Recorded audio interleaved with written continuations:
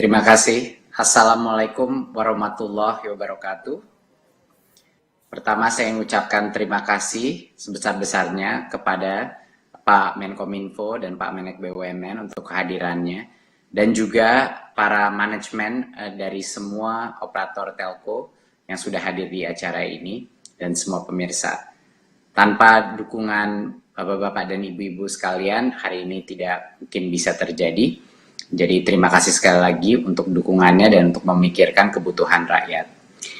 Izinkan saya melakukan paparan untuk sedikit menjelaskan bantuan kuota data internet tahun 2020. Berikut. Ya, berikutnya. Kami mengeluarkan kebijakan ini berdasarkan keluhan dari berbagai macam kalangan masyarakat di Indonesia yang di masa PJJ ini, di masa pandemi ini, meningkat biaya daripada internet dia secara drastis karena anak-anak di berbagai macam daerah harus mengirim tugas-tugasnya lewat berbagai macam aplikasi dan harus melakukan berbagai macam video conference untuk melaksanakan PJJ dengan baik. Jadi pemerintah mendengar dan kami menjawabnya dengan suatu solusi bantuan kuota kepada bukan hanya para peserta didik, tapi juga pendidik. Dan kami telah mengalokasikan anggaran dan berjuang dan telah berhasil mengalokasikan anggaran sebesar 7,2 triliun untuk dana bantuan dari bulan September sampai Desember 2020. Berikutnya. Ya. Saya dengan senang hati bisa menjelaskan bahwa yang menerima dana bantuan kuota internet adalah dalam 4 kelompok, yaitu peserta pendidikan anak usia dini, yaitu PAUD. Yang kedua adalah peserta didik jenjang pendidikan dasar dan menengah. Ketiga adalah pendidik pada PAUD dan jenjang pendidikan dasar dan menengah. Dan tentunya mahasiswa dan dosen. Ada 4 jenis kelompok yang diberikan kuota. Kuota tersebut untuk yang peserta didik PAUD sebesar 20 giga, untuk peserta didik jenjang pendidikan dasar dan menengah, ini grup yang terbesar, ada 35 giga, pendidik pada PAUD dan jenjang pendidikan dasar diberikan 42 giga, dan mahasiswa dan dosen diberikan 50 giga. Giga itu dibagi dari kuota umum yang bisa digunakan untuk semua jenis aplikasi dan kuota belajar yang secara spesifik hanya untuk aplikasi dan aktivitas belajar. Dan durasi bantuan ini selama 4 bulan. Berikut. Ya, ada beberapa persyaratan penerima bantuan. Untuk peserta didik pada PAUD dan jenjang pendidikan dasar dan menengah harus terdaftar di aplikasi Dapodik dan memiliki nomor ponsel aktif atas nama peserta didik, orang tua, anggota keluarga, ataupun wali. Ya, jadi harus aktif ponselnya. Dan untuk mahasiswa harus terdaftar di aplikasi PD Dikti, berstatus aktif dalam perkuliahan, atau sedang menuntaskan gelar ganda, dan memiliki kartu rencana studi pada semester berjalan, dan tentunya ponsel aktif. Untuk pendidik di jenjang PAUD dan jenjang pendidikan dasar menengah, juga sama harus terdaftar di aplikasi Dapodik dan punya nomor aktif. Dan untuk dosen harus terdaftar di aplikasi PD Dikti dan berstatus aktif pada tahun ajaran 2020 sampai 2021 dan memiliki nomor registrasi NIDN, NIDK atau NUP dan tentunya memiliki nomor ponsel yang aktif. Kami memastikan bahwa persyaratan tersebut dilakukan agar meminimalisir isu-isu birokratis yang bisa menghalang. Jadi kami buat persyaratannya sesederhana mungkin untuk bisa mendapat bantuan kuota data internet. Berikutnya. Ya. Garis besar mekanisme atau proses penyiapan data awal verifikasi dan validasi data nomor ponsel. Langkah pertama adalah pendataan nomor ponsel oleh operator satuan pendidikan pada aplikasi Dapodik dan kalau di universitas PD Dikti awal. Ya, ini dilakukan di masing-masing satuan pendidikan. Lalu langkah kedua adalah melakukan verifikasi dan validasi nomor ponsel oleh operator seluler. Ada perusahaan-perusahaan telkonya. Apakah nomor ini aktif atau tidak aktif atau tidak ditemukan. Langkah ketiga adalah pimpinan satuan pendidikan mengunggah surat pernyataan tanggung jawab mutlak SPTJM. Jadinya poin yang penting di sini adalah semua pimpinan satuan pendidikan, yaitu kepala sekolah maupun pimpinan universitas, adalah penanggung jawab untuk akurasi daripada nomor-nomor tersebut. Langkah keempat, akhirnya operator melakukan pemutakhiran nomor ponsel yang berubah, tidak aktif, dan tidak ditemukan. Dan langsung dikirim kuotanya kepada penerima. Ya. Berikut. Jadi, sangat penting untuk masyarakat mengetahui bahwa apa yang dilakukan kalau saya masih belum menerima bantuan. Ya.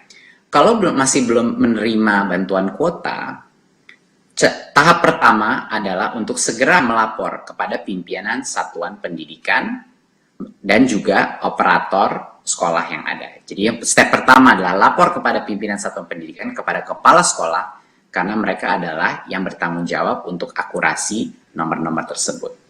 Sampaikan nomor ponsel yang didaftarkan dan cek ke operator sekolah untuk memastikan nomor telah terdaftar dan aktif. Jadinya, bagi yang belum menerima, jangan khawatir. Penyaluran ini dilakukan secara bertahap, bahkan setiap bulan ada 2 tahap yang bisa dilakukan, dan saat diberikan masa berlaku, terhitung sejak bantuan kuota belajar diterima. Jadinya sejak itu kuota diterima, 30 hari setelah itu, paket data itu masih valid dan bisa digunakan.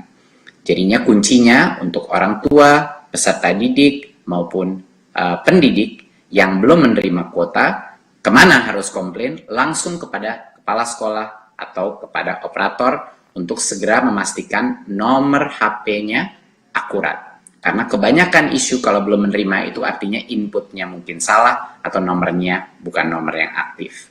Jadinya mohon itu ditekankan biar masyarakat mengetahui kalau ada isu belum menerima, segera laporkan ke kepala sekolah dan operator sekolah sebagai penanggung jawab utama akurasi nomor tersebut. Berikut. Nah, seperti yang saya bilang sebelumnya, di dalam setiap bulan ada 2 tahap pemberian. Tahap 1 dan tahap 2. Jadinya jika di tahap 1 ada nomor-nomor yang mungkin tidak aktif atau salah input, bisa dikoreksi untuk tahap kedua di bulan itu. Kami ada 3 kali penyaluran. Di bulan pertama, yaitu bulan ini, bulan kedua, dan bulan ketiga dan 4 dikirim bersamaan. Ya, tetapi seperti yang saya bilang, bagi yang belum menerima, jangan khawatir, karena masih selalu ada waktu untuk koreksi 2 tahap di setiap bulan. Siapa yang harus berbicara dengan siapa? Harus berbicara dengan kepala sekolah atau kepala unit pendidikan dan juga operator di masing-masing satuan pendidikan. Setiap kali penerima kuota itu mendapatkannya, paket data kuota itu akan valid selama 30 hari. Ya, 30 hari. Jadinya di tanggal apapun penerima itu mendapatkan kuota internet itu akan valid selama 30 hari. Untuk kiriman terakhir, yaitu bulan ketiga dan keempat yang dikirim bersamaan, kuota tersebut akan valid selama 75 hari terhitung sejak diterima. Jadinya jangan khawatir, walaupun itu dikirim bersamaan, kuota itu akan valid selama 2 bulan ke depannya. Ya. Setiap penerima bantuan hanya dapat menerima bantuan kuota data internet untuk 1 nomor ponsel setiap bulannya. Mohon itu ditekankan juga. Berikutnya, dari sisi pengawasan, ini merupakan suatu aspek yang sangat penting. Pengawasan dilakukan oleh Kemendikbud bersama aparat pengawasan intern pemerintah, APIP. Dan ini kami lakukan secara berkala. Dan masyarakat pun bisa dapat melakukan pengawasan untuk memantau pelaksanaan program ini. Apabila terdapat indikasi penyimpangan, masyarakat dapat melaporkannya segera ke Unit Layanan Terpadu, ULT, Biro Kerjasama dan Hubungan Masyarakat Kemendikbud, seperti di sini ada websitenya, ada kontaknya. Dan pertanyaan teknis pun dapat ditanyakan ke layanan pelanggan masing-masing operator seluler dan unit layanan terpadu Kemendikbud. Bapak Ibu yang saya cintai, masyarakat yang saya cintai, ini merupakan pertama kalinya pemerintah melakukan inisiatif pemberian kuota dalam skala semasif ini. Akan banyak sekali tantangan yang kita hadapi, tetapi Kemendikbud siang dan malam akan terus hadir untuk memantau proses ini, terus melakukan penyempurnaan, dan akan terus mendukung bantuan masyarakat yang sedang membutuhkan dana kuota di masa PJJ pandemi tersebut. Jadi sekali lagi poin-poin yang terpenting di sini adalah kalau belum menerima kuota, jangan khawatir, laporkan segera ke kepala sekolah atau ke operator sekolah untuk mengkoreksi nomornya. Setiap bulan bukan hanya ada satu kesempatan, tapi ada 2 kesempatan per bulannya untuk mengkoreksi nomor tersebut agar dipastikan nomor tersebut akurat dan aktif.